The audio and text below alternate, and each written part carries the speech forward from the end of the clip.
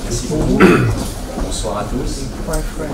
Bienvenue dans ce troisième colloque sur la cardiologie. Comme on va parler de rythmologie, il faut qu'on soit pile à l'heure. Il est 29h30 pour qu'on commence. Le but, c'est que je vous fais une présentation qui va durer environ 20-25 minutes. Et après, ça sera interactif et je répondrai à vos questions, puis il y aura de la discussion. Donc, la fibrillation auriculaire, j'ai repris le titre en fait du journaliste qui avait écrit cet article, quand le cœur ne bat plus la bonne mesure. Donc, tout d'abord, quelques slides d'introduction pour vous montrer à quoi sert le cœur, même si vous savez quelle est la fonction du cœur. Vous savez que le cœur, c'est ceci, c'est un organe au centre du corps qui est responsable de pomper, c'est-à-dire amener le sang oxygéné à tous les organes du corps. Comme vous voyez, c'est un muscle creux, donc c'est un muscle, le cœur, qui a une cavité à droite, ici supérieure, qui est l'oreillette droite, une cavité supérieure à gauche, qui est l'oreillette gauche, et on a les deux cavités en bas, qui sont les deux ventricules. Donc on distingue un système de circulation du cœur droit et un système de circulation du cœur gauche. Ce qui est important, c'est que un être humain, par jour, fait 100 000 battements par jour environ. Tout dépend de sa fréquence cardiaque de repos, mais en moyenne, on fait environ 100 000 battements par jour. Si on regarde le flux sanguin, comment ça se passe, vous voyez en fait que l'oreillette droite reçoit du sang qui est pauvre en oxygène, qui vient des veines, de la veine cave supérieure et la veine cave inférieure. Et l'oreillette droite, une fois qu'elle est remplie, elle se contracte et elle amène le sang pauvre en oxygène au niveau du ventricule droit. Et le ventricule droit se contracte et il éjecte en fait le sang vers les poumons, vers la circulation pulmonaire, afin d'oxygéner en fait ce sang qui vient des veines. Si on regarde la circulation du cœur gauche, le sang, une fois qu'il a passé par les capillaires pulmonaires, une fois qu'il a été oxygéné, il va revenir au niveau de l'oreillette gauche. Donc il y a un remplissage au niveau de l'oreillette gauche par 4 veines pulmonaires. On va en parler tout à l'heure, les veines pulmonaires. Et ensuite, il y a une contraction de l'oreillette gauche qui remplit le ventricule gauche, qui à son tour se contracte et il éjecte le sang par l'aorte. L'aorte qui est l'artère la plus grosse de notre corps, que le sang est éjecté à travers l'aorte pour perfuser en fait tous les organes de son sang oxygéné. Donc le cœur pompe environ 5 litres par minute, 100 000 battements par jour.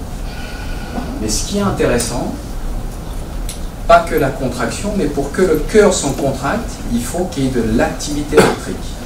Et l'activité électrique est nécessaire à sa contraction. Si on regarde, vous vous concentrez sur ce schéma de gauche, c'est une vue de face du cœur. Ça, c'est l'oreillette droite, le ventricule droit, le ventricule gauche. Et ici, cette petite structure jaune est en fait le chef d'orchestre. C'est lui qui donne l'impulsion électrique et qui donne le rythme cardiaque. Cette impulsion électrique va ensuite activer les oreillettes comme les dominos, comme ça, ou comme une vague. Et ça passe par une structure ici qui sert de filtre entre les cavités du haut et les cavités du bas. Puis après, c'est des câbles électriques pour activer les ventricules. Donc, c'est un système de conduction électrique qui est très performant. Et comme vous savez, les battements normaux au repos, c'est 60 à 100 battements par minute. Maintenant, on parle de fibrillation auriculaire. C'est ça le sujet de ce soir. Ici, vous voyez du côté gauche le rythme normal, comme on l'a vu avant. Le rythme normal, la petite colline que vous voyez là, qu'on voit sur un électrocardiogramme, représente en fait l'activation des oreillettes. Le bâtonnet qu'on voit ici au milieu, ça représente l'activation des ventricules. Donc vous voyez que ça fait tout-toum, tout-toum, tout-toum, et c'est régulier entre 60 et 100 par minute au repos. Par contre, quand il y a un problème de type fibrillation auriculaire, c'est une activation en fait électrique qui est complètement désorganisée dans les oreillettes, qui prend source en fait au niveau de l'oreillette gauche. Et là, c'est une contraction très rapide dans les oreillettes, qui va entre 350 et 600 par minute. Donc ça fibrille, ça fait comme ça. Comme ça.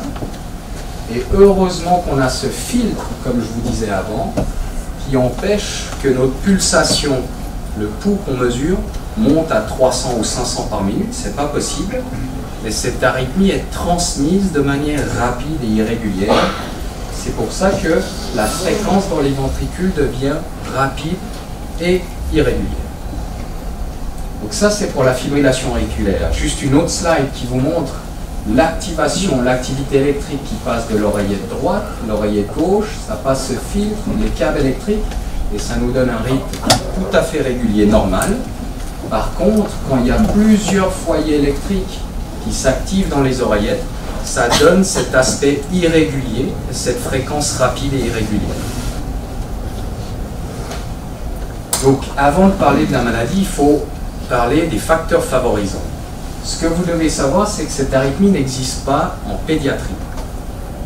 Là, ici, vous avez beaucoup d'études scientifiques, ça c'est tous les différents auteurs, qui montrent en fait la prévalence de la fibrillation auriculaire. En moyenne, vous voyez cette courbe noire qui augmente avec les années. Ce qu'on voit, c'est qu'en 60-65 ans, c'est un peu moins de 5%. Vers 70-75 ans, c'est un peu moins de 10%. Vers 80 ans, c'est un peu moins de 20%. Donc ça augmente de manière linéaire. Ce qu'il faut savoir, c'est que cette arythmie, c'est la plus fréquente dans le monde. Il y a environ plus de 30 millions dans le monde qui sont atteints de cette arythmie. Donc c'est entre guillemets comme une épidémie. Pourquoi c'est une épidémie? Parce que la population en fait vit de plus en plus longtemps. Donc le vieillissement de la population fait que ce type d'arythmie est plus souvent rencontré. Et ce qu'on voit sur ce schéma, vous voyez que la télévision qui était grosse est devenue plus fine avec les années. Et on voit que l'évolution de l'hygiène de vie au niveau stress, absence d'effort physique et alimentation fait que le surpoids, qui est souvent en lien avec l'hypertension, le sucre trop haut et l'apnée du sommeil, et ça c'est clairement les facteurs favorisants qu'on trouve le plus souvent chez des personnes qui présentent de la fibrillation auriculaire. Si on regarde la fibrillation auriculaire au centre, il y a des critères, en fait, des facteurs dont on ne peut pas agir dessus. Les facteurs, c'est l'âge. On sait que les hommes sont plus atteints que les femmes. On sait qu'il y a une prédisposition génétique. On sait que les cousins, des vrais jumeaux, celui qui fait une arythmie, l'autre aura une probabilité d'avoir une arythmie qui est plus grande. C'est clair que des personnes qui ont une malformation cardiaque sont prédisposées, certaines, à faire de l'arythmie.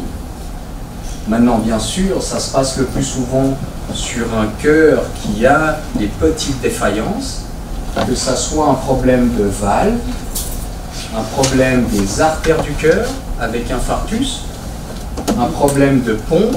On parle d'insuffisance cardiaque quand le cœur, la pompe, le muscle est affaibli. Et on sait que l'inflammation, l'infection, il y a des atteintes cardiaques inflammatoires qui peuvent également favoriser ce type d'arythmie. Maintenant, je vous mets en rouge les facteurs qui peuvent être combattus pour essayer de diminuer la probabilité de développer la fibrillation auriculaire. Et même chez les patients qui en ont, de diminuer le nombre de crises, la durée des crises.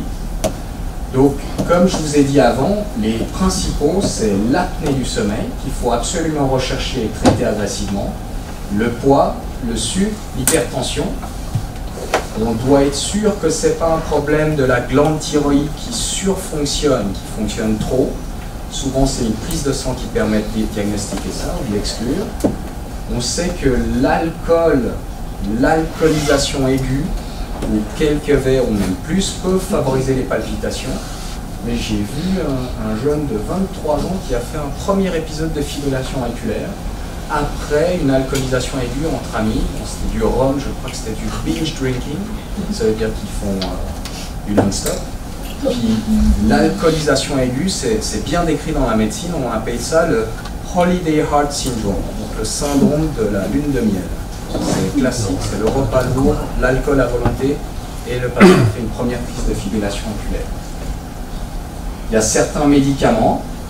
On sait que le stress d'une intervention chirurgicale, que ce soit une intervention digestive, gynécologique, tout le stress qu'il y a au niveau du corps ou psychique peut favoriser ces arythmies. Et on sait le sport est protecteur, mais faire trop de sport, on sait que les sportifs d'endurance, donc les triathlètes, les cyclistes, les gens qui font du ski de fond, développent ce type d'arythmie 15-20 ans plus tôt que la population normale. Donc le trop, le surplus, c'est pas bon non plus. Maintenant, quels sont les symptômes et les risques? On va d'abord voir les symptômes. Les symptômes, c'est assez classique.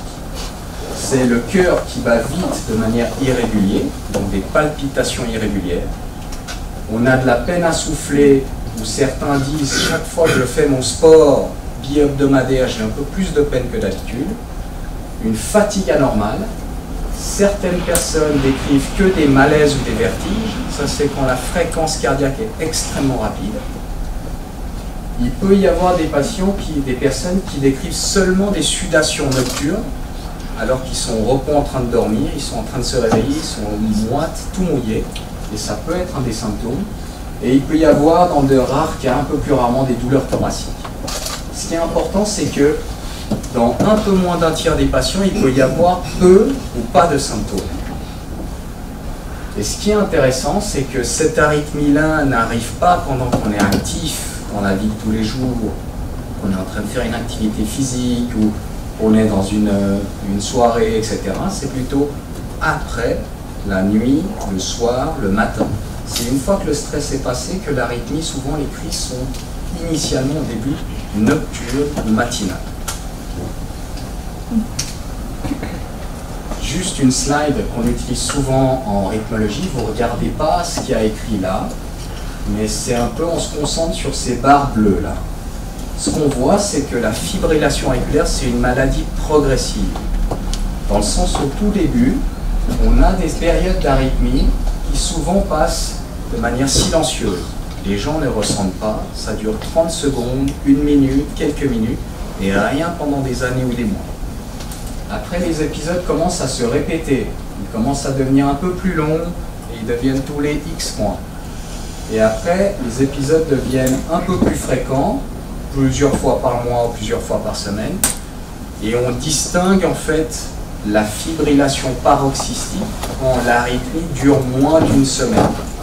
Parce qu'on sait que c'est un continuum. Quand l'arythmie dure plus de 7 jours, on décrit qu'elle est persistante. Quand elle est plus d'1 année, on décrit comme longue persistante.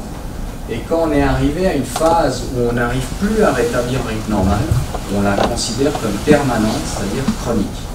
Donc ce qui est important, c'est que vous avez un continuum de cette maladie, avec des crises initialement qui sont de courte durée et qui deviennent de plus en plus répétées et plus longues.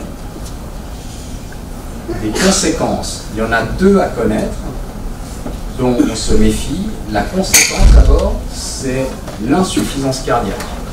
Vous imaginez en fait rouler de Genève à Lausanne sur l'autoroute en 2e, vous passez pas la 3e, vous roulez à fond, le moteur à la longue il va chauffer. C'est la même chose pour la fibrillation auriculaire. S'il y a une arythmie qui perdure, qui est longue et la fréquence est toujours rapide, ça peut dans certains cas fatiguer le cœur et c'est là qu'on appelle une insuffisance cardiaque.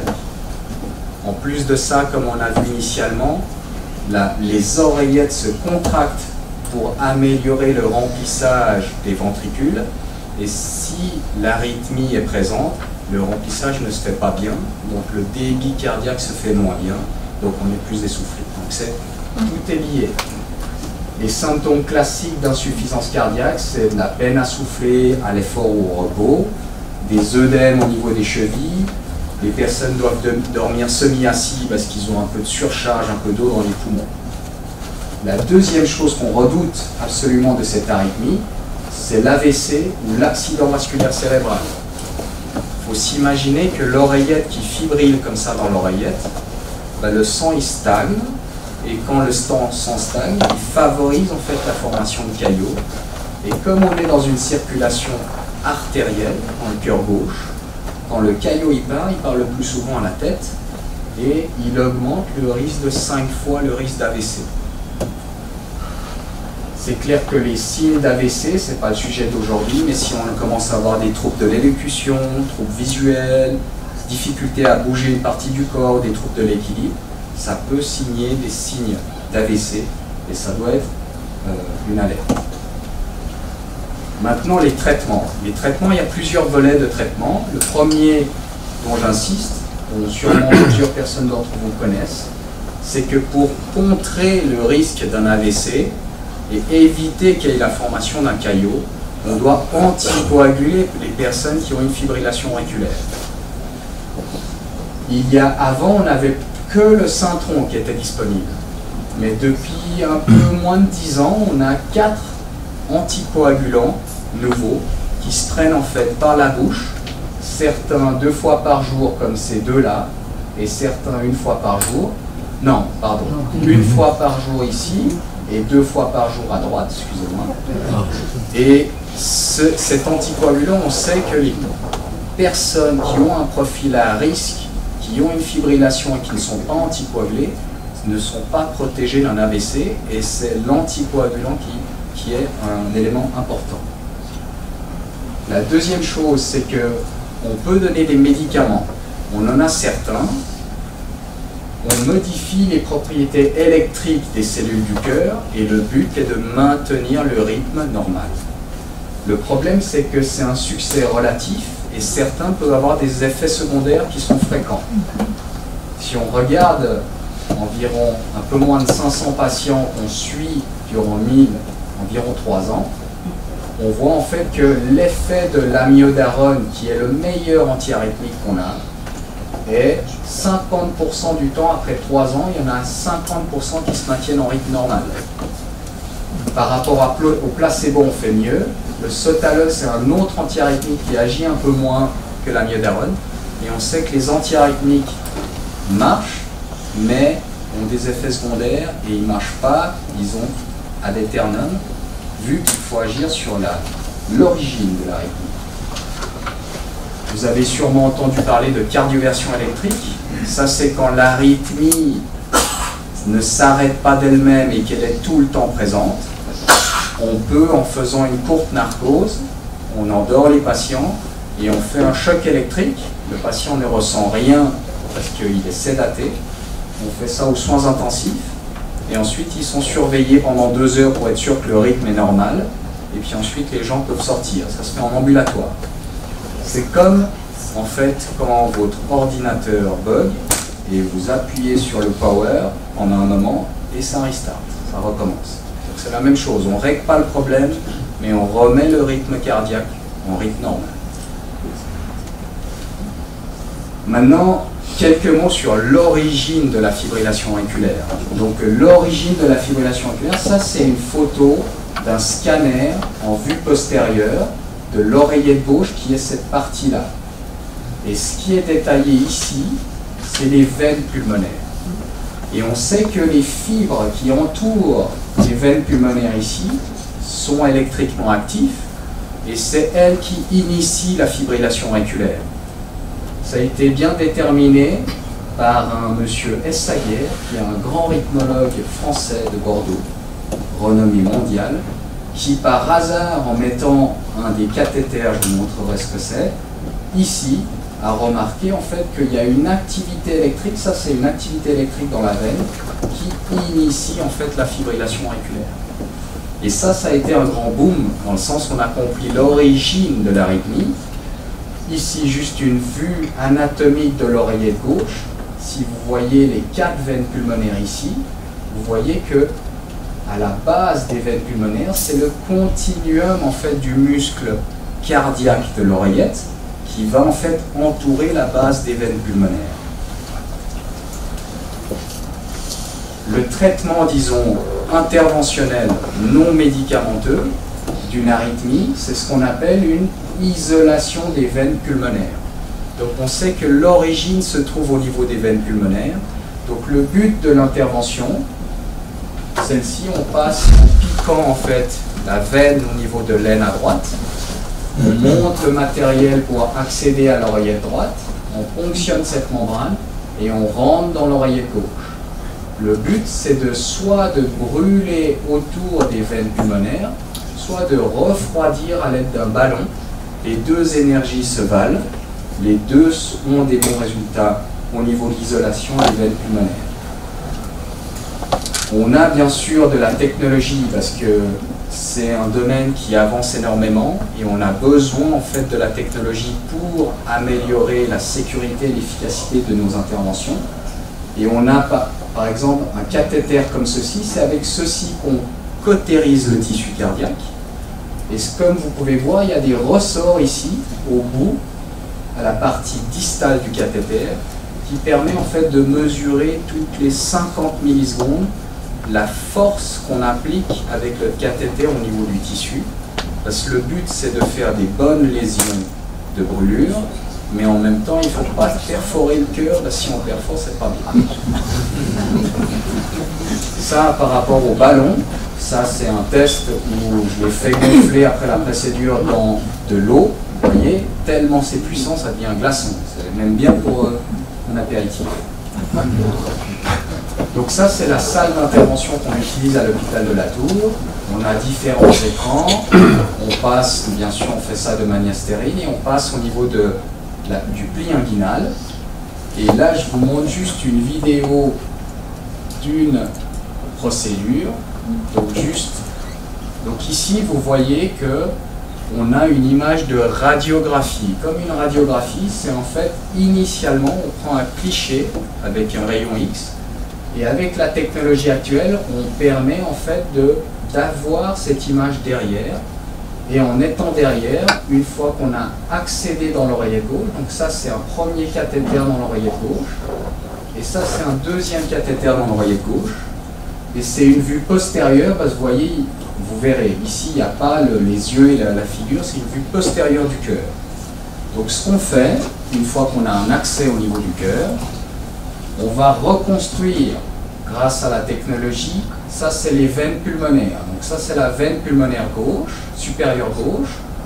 On rentre dans la veine pulmonaire inférieure gauche et on navigue en fait dans la cavité et on reconstruit en 3 dimensions la cavité dans laquelle on va travailler. Donc ici vous avez les 4 veines pulmonaires, ensuite vous avez la vue de face.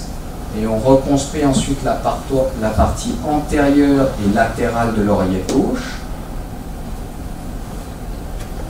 Et puis ensuite, une fois qu'on a reconstruit ça, on passe à la procédure qui est les cautérisations, qui est l'isolation. Ce que vous devez savoir, c'est que en même temps qu'on reconstruit en trois dimensions la cavité, on peut voir en fait le tissu, si le tissu est sain ou cicatriciel, si l'oreillette est plutôt saine ou malade, ça on peut le voir. Ici le violet représente que le voltage du tissu est au-delà d'un certain chiffre qui détermine que le tissu est sain. C'est clair que si on travaille dans une oreillette d'une personne plus âgée, avec une oreillette malade à cause d'un syndrome d'apnée du sommeil, de l'obésité, d'un problème rénal, on peut avoir des oreillettes qui sont très cicatricielles et très malades. Et souvent, c'est difficile de rétablir un rythme normal. Maintenant, une fois qu'on a reconstruit l'oreillette, donc ici, vous avez ceci avec lequel on a reconstruit la cavité. Ça permet en fait d'enregistrer l'activité électrique intracardiaque. Et avec ce cathéter, vous voyez, on a un vecteur qui permet de déterminer si on est perpendiculaire ou parallèle au tissu. On a le gramme qui s'affiche pour ne pas trop pousser, mais pousser de manière effective quand même. Et on fait ceci, c'est une procédure qui dure environ 2 heures de temps, et c'est l'isolation des veines pulmonaires. Maintenant, il y a des personnes qui ont l'arythmie qui est tout le temps là, qui la dérange parce qu'elle est rapide et qui est là tellement depuis longtemps, ou qui ont des facteurs secondaires qu'on ne peut pas corriger, qui font que l'arythmie, on doit la tolérer et on doit l'accepter. Et dans ces cas-là, on peut donner des médicaments comme des bêta-bloqueurs, des anticatiques ou même l'association avec la digoxine, c'est pour en fait filtrer plus, pour ralentir la transmission de l'arythmie de l'oreillette au ventricule. Maintenant, dans des cas un peu, on a une arme qu'on garde un peu à la fin quand rien ne marche. Quand rien ne marche, parfois on met un pacemaker, c'est-à-dire quand on donne les médicaments, on n'arrive pas à ralentir la fréquence du cœur. Ben, on met un pacemaker qui est un petit boîtier qui se met ici sous la clavicule gauche, en anesthésie locale. On avance un petit câble dans le ventricule droit, puis ensuite on vient avec un cathéter, donc c'est une deuxième intervention, on va cautériser ici en un point, et l'oreillette va rester en arythmie, mais elle ne pourra plus être transmise et les patients ne s'en ressentiront plus rien, sauf qu'ils dépendront du pacemaker. C'est pour ça que cette approche, on la garde un peu en dernier recours, ou chez certaines personnes âgées qui tolèrent très mal en fait la fibrillation, qui chaque fois font une crise viennent aux urgences. Donc c'est de cas en cas qu'il faut discuter. Donc en résumé, avant de parler de traitement, bien sûr il faut faire un dépistage. On se dit, les sociétés savantes, en tout cas dans notre domaine, disent qu'une personne au-delà de 65 ans devrait avoir au moins une mesure du pouls. Bien sûr, s'il y a des symptômes, aller plus loin. Si le pouls est irrégulier, il faudrait faire un électrocardiogramme. S'il y a un doute, on peut faire des enregistrements longue durée ou des holters. Puis il y a bien sûr les montres connectées qui vont venir de plus en plus, qui vont détecter de plus en plus d'arythmies, je pense. Et dans le traitement, je pense ce qui est important, on a vu l'anticoagulation, les médicaments, la cardioversion et l'isolation des veines pulmonaires. Mais tout ça doit être fait dans le cadre d'un traitement agressif du poids, de l'hypertension, qui doit être moins de 140 nanos, du diabète et de l'apnée du sommeil. Donc ça doit être un traitement global. Donc en conclusion, mesdames et messieurs, la fibrillation auriculaire affecte une proportion croissante de la population en raison de la sédentarité et de la population vieillissante. Il existe de nombreux traitements ayant pour objectif de contrôler les symptômes, attaque cérébrale, anticoagulant, fréquence cardiaque élevée, médicaments ou cardioversion, palpitation, isolation des veines pulmonaires. Bien sûr, l'indication à un traitement, quel qu'il soit, doit faire l'objet d'une discussion entre le médecin et son patient, afin de peser toujours en médecine, c'est toujours la même chose, les avantages et les risques d'une procédure. Merci en tout cas aux journalistes pour l'article qu'il a rédigé, et merci à tout le service de communication qui m'ont aidé à préparer cette présentation. Merci de votre attention.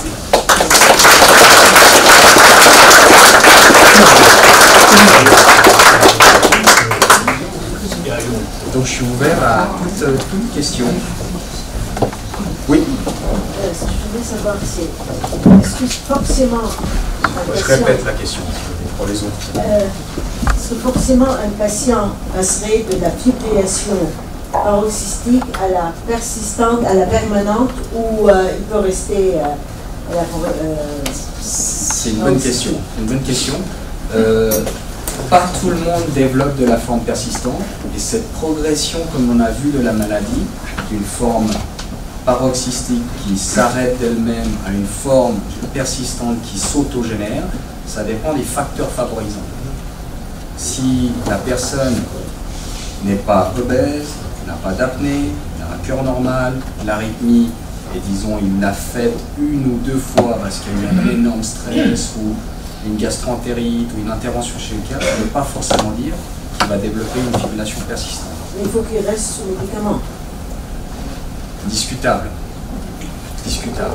Le problème de la fibrillation auriculaire, c'est que ça peut toucher la personne de 50 ans, sportif, d'endurance, qui fait 10 ultra-trails par année, qui n'arrête pas de courir, qui est en pleine forme, de l'autre personne qui a plus de 80 ans, qui ne ressent pas du tout son arythmie, et qui a un problème d'insuffisance cardiaque, etc. Donc ça dépend de cas en cas. Maintenant, pas tout le monde développe la forme persistante. Et cette progression, elle se fait s'il y a des facteurs favorisants qui ne sont pas bien traités ou stabilisés. Merci. Oui. J'ai vu que dans la série de médicaments que vous avez donnés, vous avez mis une grande croix sur l'aspirine. Oui. Avant, disons, l'aspirine était donnée dans des cas où on ne voulait pas anticoaguler, mais on ne voulait pas rien donner non plus. Et maintenant, disons depuis 2016, l'aspirine n'est plus considérée comme un traitement qu'il faut considérer dans le cadre de la fibrillation auriculaire. L'aspirine est importante quand il y a des stents au niveau du cœur, des stents ailleurs. L'aspirine est importante quand il y a des plaques d'athérosclérose, c'est-à-dire des dépôts de cholestérol au niveau des artères. Mais contre la fibrillation auriculaire, c'est un anticoagulant. L'aspirine n'est pas un anticoagulant. Quand on se coupe, la première chose, les premières cellules qui viennent, c'est les plaquettes pour colmater la plaie. Et ensuite se forme le caillot. Donc l'aspirine inhibe la formation des premières cellules qui va colmater la plaie, mais le caillot, il n'inhibe pas. Le caillot, c'est l'anticoagulant. Maintenant, l'anticoagulance, c'est un sujet difficile, dans le sens, une personne, on a un score qui évalue en fait le risque de faire un AVC. Peut-être vous l'avez entendu, c'est le score de CHATS-2-VASC. Bref, en médecine, il y a toujours des acronymes comme ça, pour en fait qu'on ait la facilité à se remémorer. Mais le C, c'est pour Congestive Heart Failure, insuffisance cardiaque, hypertension, plus de 75 ans, diabète, AVC, maladie vasculaire, âge plus de 65 ans et les dames. Et ceci, c'est le score qu'on utilise le plus en pratique. Ça fait 1 point selon les items que vous avez. Et si le score, on arrive à 2 ou plus de 2, normalement, on doit anticoaguler les personnes. Donc une personne qui a plus de 65 ans, qui est hypertendue, qui fait de la fibrillation, on sait que anticoaguler est mieux que de rien donner contre la prévention des AVC. Donc après, il y a des personnes qui ont 50 ans, qui font de l'arythmie, qu'on n'anticoagule pas. Mais on a tous, entre les cardiologues, des expériences de personnes où le score nous dit qu'il a un profil de risque qui est bas, mais il rentre dans la maladie avec un AVC. Donc c'est très difficile, en tout cas, selon le profil du risque. C'est sûr que nous, en tant que médecins, c'est beaucoup plus simple, en fait, de protéger les patients contre un AVC, parce que l'AVC est quand même dévastateur. Oui. Vous n'avez pas abordé. Excusez-moi. Madame d'abord. Bonjour. Excusez-moi. Je me présente, je suis médecin retraité, orthopédiste. Oui. J'ai 85 ans. Oui. On m'a trouvé chez moi, chez moi-même, un confrère, tout à fait fortuitement. Oui. Il m'a envoyé chez un cardiologue, lui il n'était pas, qui m'a anticoagulé. À l'époque, c'était il y a 20 ans, avec le syndrome. Ça s'est très bien passé. Et j'ai eu différents médicaments. Puis, on a changé sur le Xarelto depuis 5 ans. J'ai pris le Xarelto. Avec Xarelto, j'ai pris encore Concor, Micronitaine. Vous voyez, ça ne marche pas tout à fait. Mais moi, je me sens. Qu'est-ce qui s'est passé? Je me sentais très mal. Et J'avais le micro à côté de vous. J'avais des mauvais rêves. Je me réveillais. J'avais des sueurs pendant la nuit. Et puis, d'un jour à l'autre, j'ai arrêté tout. L'anticoagulation, il a maintenant de ça 6 mois, exactement. J'arrêtais tout et j'arrêtais les autres médicaments cardioprotecteurs. J'ai gardé seulement une pastille de Torem le matin. Je me sens beaucoup mieux. Après cet arrêt de tous les médicaments, inclus Xarelto, que vous défendez très bien. Non, moi je défends pas. Non, excusez-moi. Pas du tout les médicaments, vous savez, les anticoagulants, c'est égal, lequel on le prend. Après, il y a différentes indications. Maintenant, on voit bien que les médecins ne suivent pas, en tout cas, les conseils. Si, je suivais pendant 20 ans. Pendant 20 ans, je suivais. Ce qui est important, c'est l'anticoagulation. Parce que j'ai des patients que je vois en cabinet, je leur dis il y a un risque, il faut vous anticoaguler, et ils me disent moi je prends le risque, je ne veux pas. Exactement. Et pour moi, je dis pas de problème. Et le patient, ça faisait 2-3 ans que je le suivais, et on m'appelle des Grangets parce qu'il a embolisé, donc il a envoyé un caillot dans l'artère, heureusement pas la tête, dans l'artère de la jambe, et il a dû être revascularisé assez rapidement.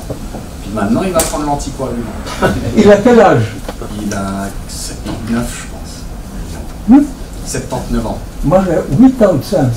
C'est pour ça que si on regarde les personnes qui ont plus de 80 ans, souvent ils sont peu gênés par leur fibrillation. Pourquoi?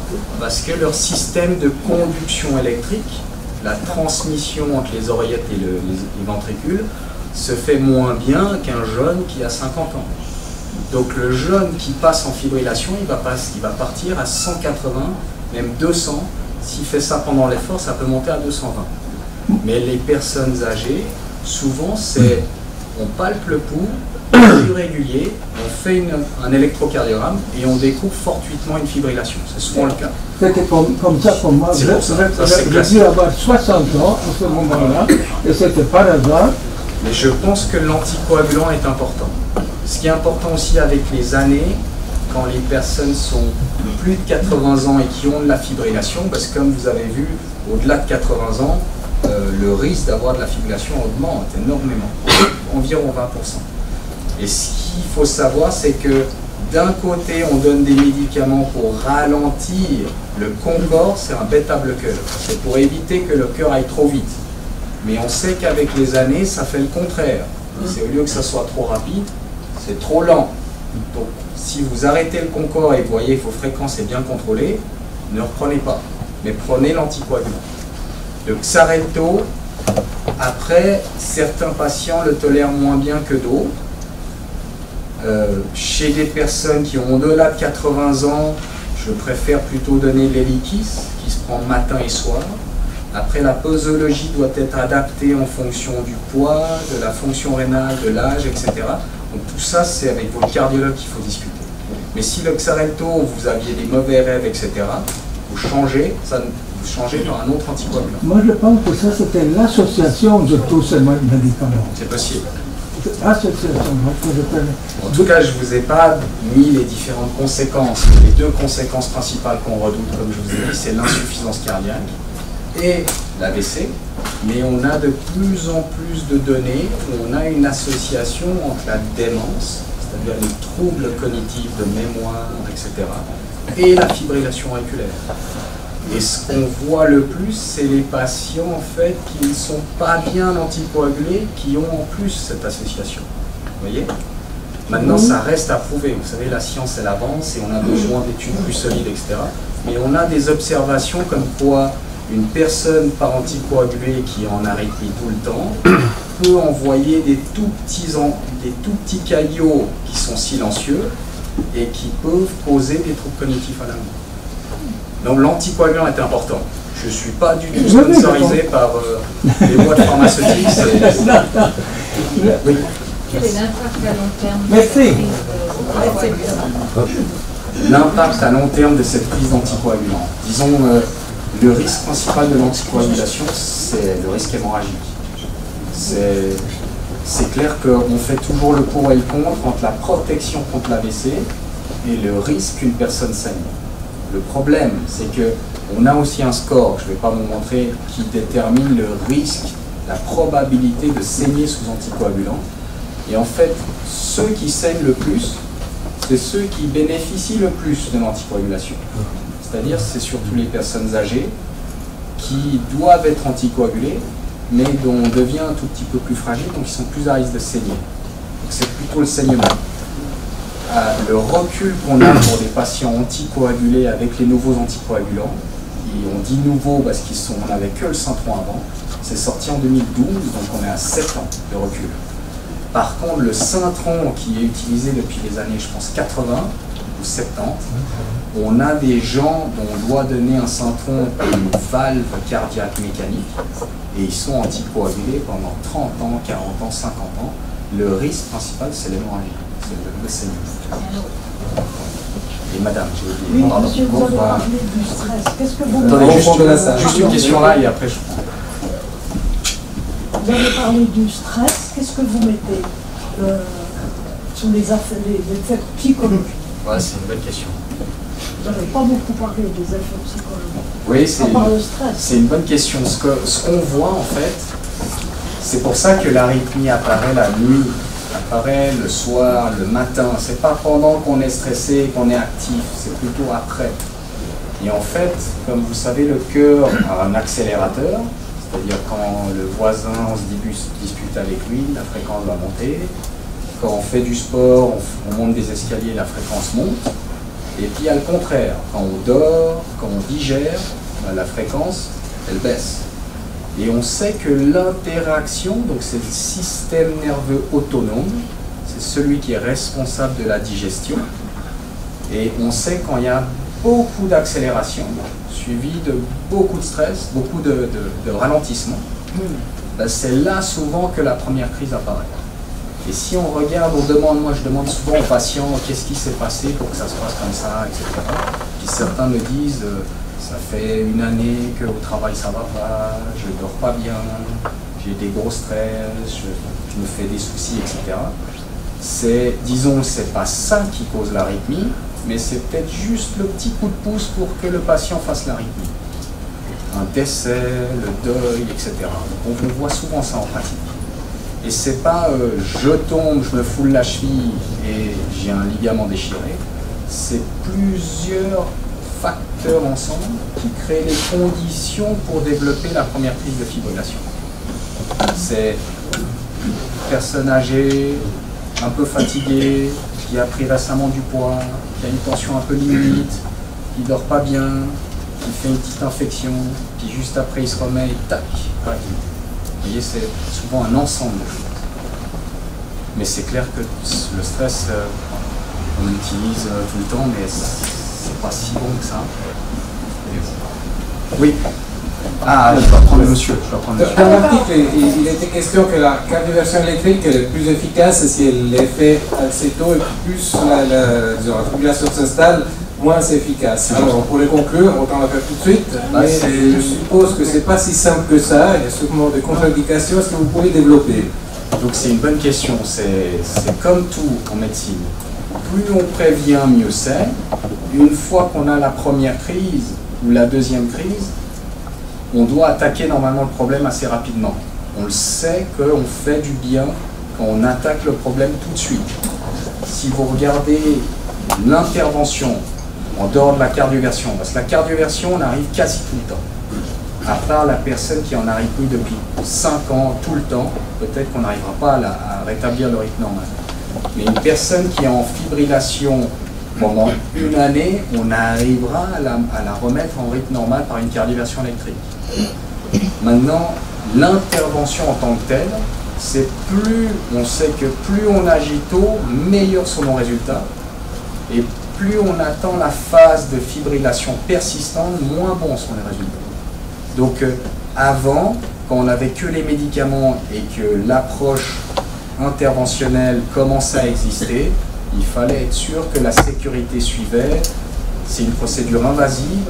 Une personne qui a fait une première crise de palpitation, qui ne sait même pas ce que c'est, lui dire je vais faire une intervention, on va aller dans le cœur et brûler le tissu, c'est souvent mal perçu parce qu'ils ne le comprennent pas. Mais maintenant, les différents guidelines qu'on a des cardiologues experts internationaux nous disent qu'on a le droit, après un premier épisode, n'ayant même pas testé un antiarythmique, d'aller direct vers une intervention. Et c'est la discussion entre le patient et le médecin. Avant, on avait tendance à toujours dire on essaye les médicaments, on attend, on essaye, on attend, on cardioverse, on attend. Et puis en fait, la maladie progresse, et ceux-là, c'est de plus en plus difficile à leur rétablir leur rythme. Donc c'est juste, plus on agit tôt, mieux c'est. Maintenant, je dis souvent aux patients que je vois que quand ils sont dans une forme ils ont paroxystique, mais ils voient bien que, alors que j'avais une crise tous les 2 ans qui durait 1 heure et ça passait, là, depuis 6 mois, je commence à avoir des crises qui durent toutes les 2-3 semaines, ça dure 4 heures, des fois 6 heures, des fois toute la nuit, et on voit qu'il y a une progression. Là, il ne faut pas attendre que ça aille plus loin, il faut agir. Donc plus on agit tôt, mieux c'est juste. Madame. Bonjour. Vous m'entendez? Oui. Donc, oui. J'aurais bien aimé que vous parliez aussi vous savez, il y a une rubrique que vous avez oubliée, je ne sais pas, hein, vous m'excusez, du diagnostic différentiel avec tout ce qui est tachycardie supraventriculaire, comme le flutter par exemple, flutter auriculaire. Flutter, oui. Oui, et est-ce que c'est le même risque, les facteurs de risque que la fibrillation auriculaire, ou bien c'est les mêmes complications? C'est juste. Est-ce que c'est la même approche thérapeutique aussi que la fibrillation auriculaire? La fibrillation auriculaire, donc c'est quelque chose de complètement chaotique et irrégulier. Le flutter, c'est un circuit en fait qui tourne comme ça de manière constante à une fréquence égale. Donc souvent, c'est la fibrillation auriculaire qui est comme ça et qui d'un coup s'organise en un flutter. Et le flutter, souvent, c'est que les gens sont fixés à une fréquence, le plus classiquement 130 à 150 par minute, et ils n'arrivent plus à baisser leur fréquence. Le flutter, après, il y a le flutter standard commun, qui se trouve au niveau de l'oreillette droite, qui se traite de manière, disons, plus facile. Et il y a des flutters qu'on appelle non communs, qui sont gauche, dans l'oreillette gauche. Et ça, c'est plusieurs circuits, en fait, qui peuvent être au sein de la cicatrice. On voit ça le plus souvent sur une oreillette qui est un tout petit peu malade déjà. Et on peut souvent voir ça après des interventions de fibrillation auriculaire. Donc le flutter, au niveau électricité, c'est que c'est un circuit qui est constant et qui est continu. Ça se traite comme la fibrillation avec une anticoagulation, avec des médicaments freinateurs et une cardioversion électrique. Le problème, c'est que le flutter, on a souvent de la peine à contrôler la fréquence dans les médicaments, et souvent on doit aller vers une intervention ou vers une cardioversion. Je ne sais pas si j'ai répondu à votre question. Vous avez d'autres questions? J'avais une question. Qu'est-ce qu'on fait quand quelqu'un a une crise devant nous? Quand quelqu'un a une crise devant nous, quand on assiste à quelqu'un qui a une crise de fibrillation, qui ne va pas bien, qu'est-ce qu'on peut faire? Disons que normalement, quelqu'un qui fait une crise de fibrillation, déjà, il ne faut pas paniquer. Même si la fréquence, elle monte, il faut déjà calmer, parce que si vous commencez à mettre le stress là-dessus, ça ne fait que améliorer la transmission de l'arythmie et ça va faire augmenter la fréquence cardiaque. Donc ça va faire stresser plus et puis ça va faire un cercle vicieux où les gens vont battre toujours rapide. Donc déjà calmer. Maintenant, si c'est quelqu'un qui est sujet à de la fibrillation, qui se connaît, qui a déjà des médicaments, je leur dis de prendre un comprimé supplémentaire, certains, ou prendre un comprimé de bêta-bloqueur pour ralentir la fréquence. Et puis, bien sûr, s'assurer que selon leur profil du risque, ils sont anticoagulés. Maintenant, si l'arythmie ne passe pas, ce qu'on n'aime pas dans la fibrillation auriculaire, c'est quand ça va trop vite. Quand ça va trop vite, c'est les gens disent « Ah, mais j'ai la tête qui tourne, j'ai presque l'impression de faire un malaise » ou certains perdent connaissance. Et ça, c'est quand la fréquence est tellement haute que la pression chute et les patients perdent connaissance. Dans ces cas-là, on n'aime pas trop. Il faut les amener aux urgences si ça ne procède pas. Si c'est quelqu'un qui est habitué à faire des crises d'arythmie à répétition, souvent, en donnant des anti-arythmiques ou des médicaments et en attendant quelques heures, le temps que ça fasse effet, ça cède, ça passe. Mais... Oui.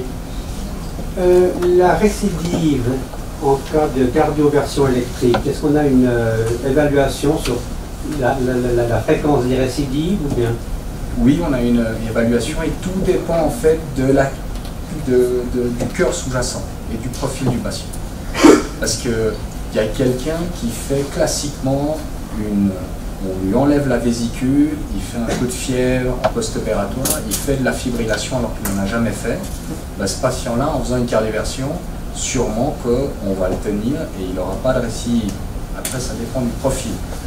Après, il y a des personnes chez qui on sait que si on suit un collectif de patients et on fait une cardioversion, dans plus de 50% sont en rythme anormal à une année environ. La cardioversion peut se répéter ou il ne faut pas la répéter? Elle peut se répéter. Elle peut se répéter X fois, mais pour la faire, il faut que les gens soient anticoagulés. Et puis on ne peut pas la répéter X fois en un temps zéro. Sinon on brûle la peau et ça ne va pas. Mais on ne fait pas ça. Mais on peut le répéter à 1 mois, 2 mois, 6 mois, etc. Mais à un moment donné, si on fait une cardioversion, ça récidive, on fait une cardioversion, ça récidive, et on donne des médicaments et ça recommence, à un moment donné, ça ne marche pas. Oui. Une question un peu d'un novice. Vous avez parlé surtout de ce qui est l'évaluation préliminaire. Vous avez surtout parlé, disons, d'une évaluation préliminaire et on aboutit éventuellement à poser, disons, l'opération. Vous le faites régulièrement parce que j'ai l'impression que quand on parle aux médecins, ils vont très vite vers l'intervention médicale, c'est-à-dire le pacemaker. Ça dépend. Disons, je pense que le traitement d'une fibrillation, c'est vraiment individuel. Ça dépend du profil de la personne. Et ça dépend déjà si les patients sont gênés ou pas.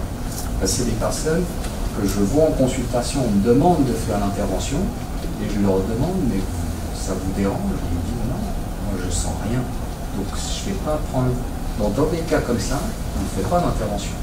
On anticoagule, monsieur, qui devrait être, c'est tout. Et on contrôle la fréquence. Mais une personne qui n'est pas gênée d'une arythmie, on ne va pas lui proposer pacemaker, une isolation des veines pulmonaires, des choses comme ça. Maintenant, ça dépend un peu de la personne et comment elle est gênée de son arythmie. Ce qu'on voit, c'est que par rapport, si on compare les médicaments par rapport à une intervention pour une fibrillation auriculaire donnée, on voit que le nombre d'épisodes et la durée de l'arythmie baisse de manière drastique, surtout dans les patients qui ont eu une intervention, vu qu'on agit un peu sur la source. Les médicaments, on pallie.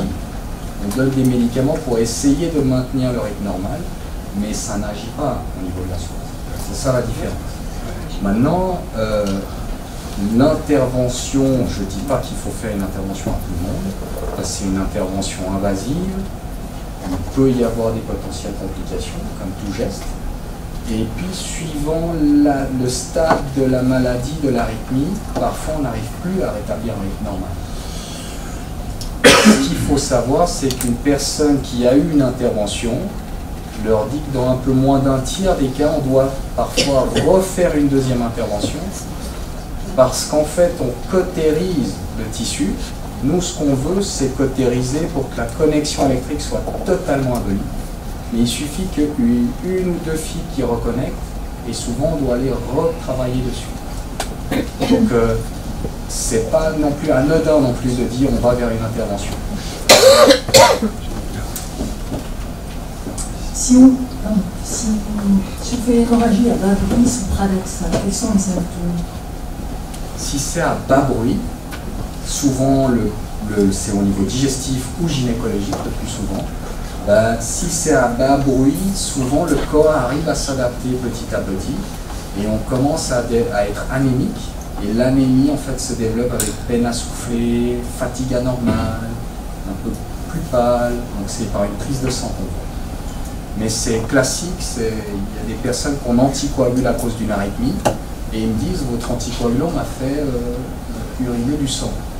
Et je leur dis non, c'est l'anticoagulation qui a permis de découvrir que vous avez une lésion qui a risque de saigner dans la vessie. C'est pas le médicament qui fait tout. Si on n'a pas de problème de gastrite ou d'ulcère, en théorie ou autre, on ne doit pas saigner sous anticoagulant. Au niveau cerveau, il peut y avoir comme ça une petite hémorragie. Oui, ça c'est la chose redoutée. C'est pour ça que c'est toujours difficile quand on parle d'anticoagulant. Avant, avec le Syntron qu'on avait seulement, le Syntron, le problème, c'est qu'il fait l'effet un peu yo-yo comme ça. C'est-à-dire des fois on est surprotégé, suranticoagulé, et des fois on est sous-anticoagulé. Et ça c'est parce que le syntron a des interactions avec ce qu'on mange, avec les médicaments et tout. Et on voit qu'avec les nouveaux anticoagulants, ils saignent moins particulièrement dans la tête. Ils sont plus protecteurs contre l'hémorragie. C'est pour ça que maintenant quelqu'un qu'on doit anticoaguler, on donne plus le syntron en première intention, on donne en fait un des 4. S'il y a un petit saignement de fin au cerveau, ça se Ouais, tout ce qui est saignement au cerveau n'est pas bon. Disons, là il faut arrêter l'anticoagulation, il faut voir pourquoi, etc. C'est clair qu'une personne anticoagulée qui est boxeur ou boucher, vous voyez, c'est difficile. Moi, c'est ce qu'on en a. Il y a des gens qui sont charpentiers, qui sont tout le temps en train de taper, et on doit les anticoaguler. Et c'est difficile, mais on n'a pas d'autre solution. On en a d'autres, mais ce n'est pas encore validé. Oui. Combien de reprises vous pouvez faire une isolation des Moi, j'ai repris l'activité de mon prédécesseur qui était mon maître, le docteur Marc Zimmermann, qui est celui qui a monté la rythmologie à l'hôpital de la Tour, qui était un peu le premier rythmologue genevois. Et il m'a dit, on n'entend pas. Ah, excusez-moi. J'ai repris une personne 5 fois, 6 fois. Mais c'est pas le but de l'intervention.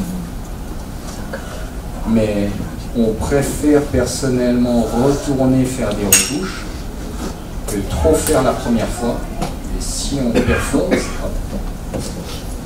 Donc c'est toujours entre le faire ce qu'il faut et pas trop faire. Maintenant, on a la technologie qui nous aide beaucoup, mais contrairement à un chirurgien qui ouvre et qui voit ce qu'il fait, qui coupe avec son scalpel, nous, on ne voit pas, on a des paramètres indirects pour nous dire que ce qu'on fait est bon, mais on n'a pas la vue pour dire que ce qu'on a fait est assez. C'est comme quand vous faites la cuisine, vous grillez la viande, on sait que telle minute, à tel degré, il faudra ce type de légumes, puis vous coupez, puis vous voyez que c'est encore rouge. Oui. Dernière question. Quelles sont les conséquences d'un pacemaker? Combien de temps est-ce que ça dure? Micro. Quelle est les conséquences d'un pacemaker ou la durée de vie d'un pacemaker? Donc un pacemaker, avec le développement en tout cas médical, les pacemakers sont petits maintenant. Ils sont là un peu plus grands qu'une pièce de 5 francs. Je dis pacemaker, pas défibrillateur. Et le pacemaker, la durée de vie, c'est certaines boîtes ont des durées de vie plus longues que d'autres. Et là, les dernières qui sortent, c'est en 10 et 12 ans, 10 à 13 ans.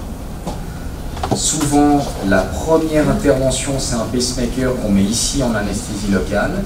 Puis on doit ponctionner la veine sous la clavicule pour mettre un câble ou 2 câbles dans le cœur. Et quand la pile est vide, ben on remplace que la pile. Mais on ne change pas les câbles. On les laisse en place. Et c'est pour ça que quelqu'un qui a un pacemaker, on lui change le boîtier, puis on lui change le boîtier tous les 8 ans, 9 ans, 10 ans, ça dépend du modèle, et ça dépend à quelle fréquence ils sont stimulés. Ils l'utilisent. Non. Parce qu'un pacemaker, c'est pas anodin non plus. Disons, c'est un corps étranger. Ce qu'on ne veut pas, c'est qu'il s'infecte. Donc si on a une infection, une septicémie, et les bactéries de la peau aiment bien le pacemaker, va infecter le pacemaker, c'est pas bien. Après, on dépend d'un pacemaker, mais il y a des personnes, j'ai des personnes, je l'ai vu en plus cet après-midi, 97 ans, fibrillation auriculaire en 2015, on-off, chaque fois qu'elle fait une fibrillation, elle passait à 150, 160, à plus de 90 ans. Et chaque fois elle allait aux urgences, elle revenait, ça recommençait, ça revenait. On a tout essayé. Puis en 2015, on a mis le pacemaker et j'ai brûlé la connexion. Et la dame, elle ne vient plus à l'hôpital. Donc on la surveille avec le pacemaker, mais ça lui a changé quand même la vie. Donc Après, chez une personne jeune qui a de la fibrillation à 60 ans, lui mettre un pacemaker et qu'il parte pour 30-40 ans de pacemaker, pas une bonne approche, à part si on n'a pas le choix. Oui. Bonjour. Bonjour. Dans le sang humain, on sait qu'aujourd'hui, il y a des molécules de fer, sinon c'est l'anémie. Oui, c'est juste. Il a été démontré que les ondes d'un téléphone portable ou les appareils communicants polarisent les molécules de fer et les transforment en micro-aimants. Et quand vous avez des micro-aimants en suspension dans un liquide tel que le sang, ils ont tendance à s'agglutiner et ça tend à provoquer une aggravation des AVC et des infarctus. Peut-être, je ne sais pas. Disons, les globules rouges qui portent l'oxygène dans le sang sont remplis de fer. On sait que quand elles sont dans une forme sans oxygène et avec oxygène, elles sont différentes au niveau chimique. Avec, je ne me rappelle plus comment ça marche, mais c'est fer 2+, ou fer 3+, quelque chose comme ça. Mais je ne sais pas si les ondes émises par le téléphone peuvent favoriser, en tout cas, un état pro-caillot, je ne sais pas. Ça a été publié.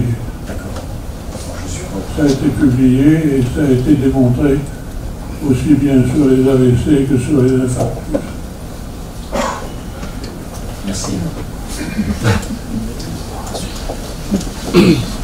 Bonsoir. S'il vous plaît, est-ce que vous croyez qu'il y a un lien entre l'hernie hiatale et la fibrillation?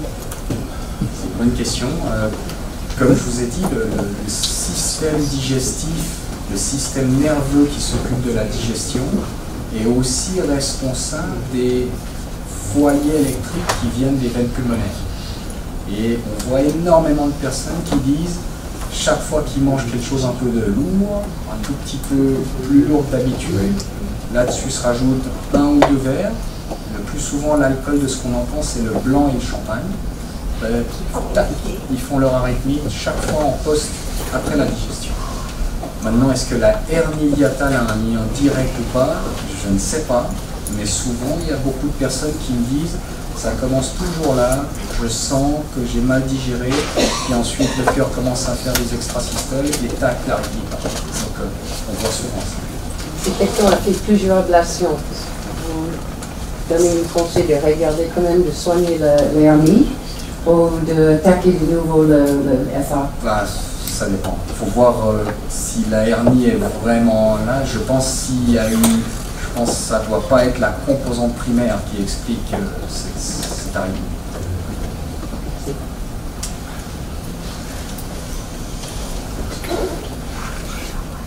Bonsoir. J'ai de l'hypertension depuis de nombreuses années. Je suis soignée, donc je me prends la tension 2-3 fois par semaine. Et de temps en temps, mon appareil de tension me marque comme si j'avais des irrégularités. Ouais, est-ce que faut m'inquiéter ou? Ça dépend, parce qu'il y a la valeur de la tension du haut et du bas, puis il y a souvent une troisième valeur qui est la fréquence. Ouais. Et vous avez combien en ce moment-là? Vous savez? Non, je ne peux pas vous dire. Il faut regarder la fréquence. Souvent, quand les machines automatiques qui mesurent la pression, quand il y a un rythme irrégulier, souvent certaines en fait clignotent avec le cœur. Voilà, c'est ça, ouais. On voit que des fois il a de la peine à prendre la pression à cause de ce rythme en fait qui est. Tout à fait, c'est ça. Et s'il y a un doute, il faut prendre le pouls, ou sinon idéalement faire un électrocardiogramme. Oui, mais je suis venue justement à la tour pour faire un électrocardiogramme il n'y a pas si longtemps. Que ça m'inquiétait un petit peu. D'accord. On m'a dit que tout était bon. C'est ça le plus difficile dans la fibrillation auriculaire. C'est que au début, c'est des petites crises. Souvent, il y a même des patients qui passent voir le psychiatre parce que leurs médecins disent mais non, vous n'avez rien. Je palpite, la nuit je me réveille, j'ai le cœur qui me fait mal, j'ai de la peine à souffler. Donc ils se disent crise d'angoisse, psychiatre. Et en fait, parce qu'on a de la peine à diagnostiquer parce que les phases d'initiation sont courtes. Et des fois, elles sont paroxystiques. Donc ça dure 1 heure, et quand on commence à enregistrer, là, on n'a plus. Donc ça arrive. C'est pour ça que parfois on fait des enregistrements longue durée de 24 heures, parfois on fait de 3 jours, parfois on fait de 7 jours.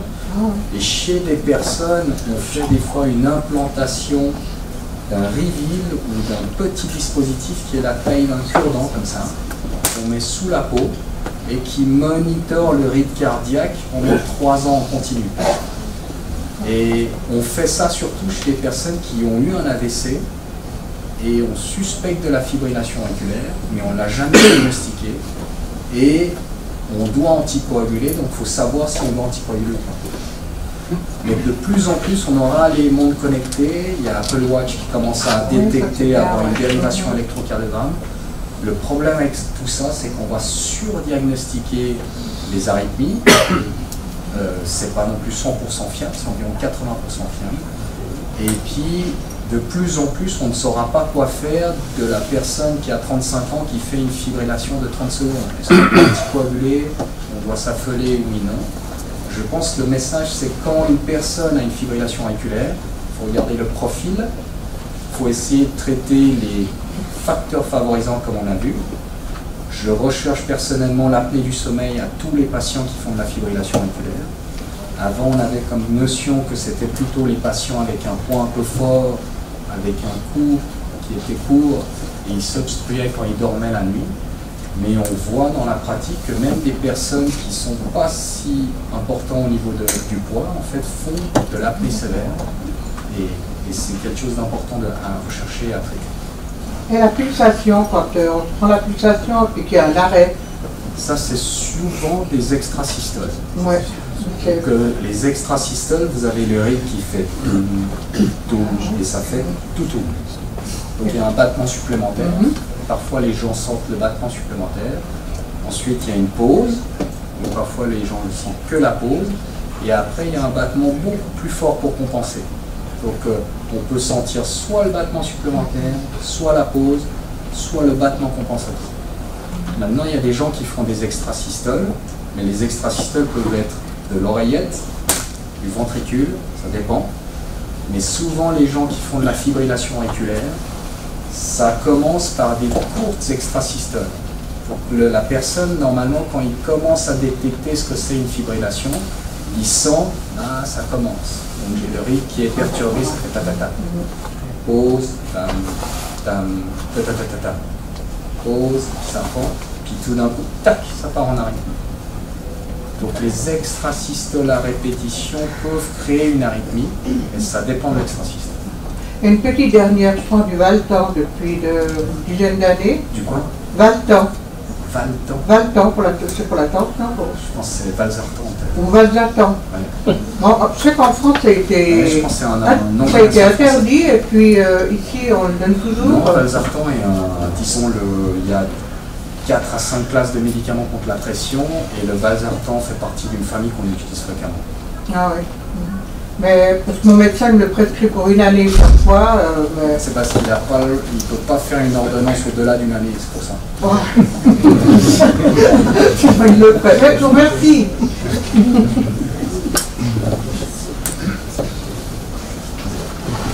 Est-ce qu'il y a d'autres questions? Ah, il y a monsieur d'abord qui veut.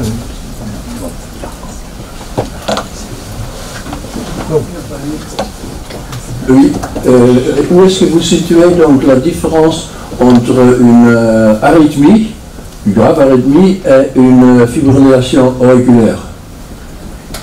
Donc arythmie, c'est le terme qui regroupe tout ce qui est rythme anormal. Et dans l'arythmie, parce qu'il y a plusieurs arythmies différentes, comme la fibrillation auriculaire, le flutteur, la tachycardie ventriculaire, la tachycardie supraventriculaire, il y a plusieurs arythmies différentes. Mais dans l'arythmie, on parle de la fibrillation auriculaire. Donc moi j'ai eu, depuis 12 ans, donc j'ai une arythmie, une fibrillation auriculaire persistante, qui a été donc arrêtée 2 fois, une fois à Grenoble, une fois ici à Genève. Ça a duré 20 jours, et paf, ça revenait toujours au bout de 20 jours. Mais je n'ai jamais eu de crise, donc, comme certains collègues que je connais, qui battaient jusqu'à 400. Donc j'ai jamais connu ça. Hein. Donc maintenant on me soigne donc avec des médicaments, donc entre autres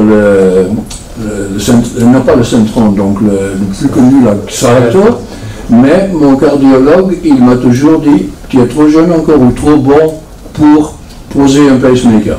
Ça dépend si vous êtes gêné ou pas. Si je suis gêné, c'est-à-dire avant je faisais des courses en montagne, des choses comme ça, donc sportif. Maintenant quand je monte 2 escaliers à un rythme un peu bien, un peu bon rythme, ben je suis épuisé. Ouais. Voilà, donc c'est ça qui est le gêne que je sens. C'est pour ça qu'il faut, je pense, corréler les symptômes au rythme. Oui, voilà. Dans le sens où il faut être sûr que quand vous faites votre randonnée en montagne, vous avez une fréquence qui monte anormalement haut. Il y a des personnes qui sont à 80-90 en arythmie au repos, puis dès qu'ils font un effort, ça monte à 130, 150. Et là, c'est clair que là, on peut dire que c'est l'arythmie qui cause la peine à souffler. Maintenant, le fait qu'on vous a opéré une fois, plus une deuxième fois, que 20 jours après sa récidive, ça veut dire que l'arythmie n'était pas à son stade initial. Ça veut dire qu'on est déjà dans une forme persistante. On sait que les formes persistantes de plus long que 2 ans, certains n'y vont même pas à l'intervention, tellement c'est trop tard. Pour l'instant, dans notre domaine, on a de la peine à stratifier les personnes qui ont une fibrillation persistante, de ceux qui peuvent éventuellement bénéficier d'une intervention, de ceux qui ne peuvent pas, qu'on ne devrait pas. Mais il faudrait corréler vos symptômes à un effort. Et je prends une dernière question, parce que je crois que deux questions, puis après on arrête. Je serai à disposition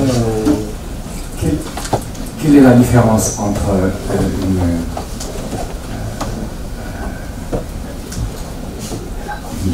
tachycardie ventriculaire et la fibrillation auriculaire? Tachycardie ventriculaire, donc tachycardie, ça veut dire rythme au-delà de 100 par minute, rythme trop rapide. Et une tachycardie ventriculaire, c'est un rythme trop rapide qui vient des ventricules. Et ça se traite de la même façon? Donc ça, c'est souvent un circuit électrique. Le plus souvent, on voit le plus souvent, c'est après un infarctus, 15-20 ans après un infarctus, ou après une chirurgie cardiaque. C'est en fait les cicatrices d'un infarctus ou d'une opération cardiaque qui créent en fait des conductions électriques lentes qui favorisent des réentrées électriques.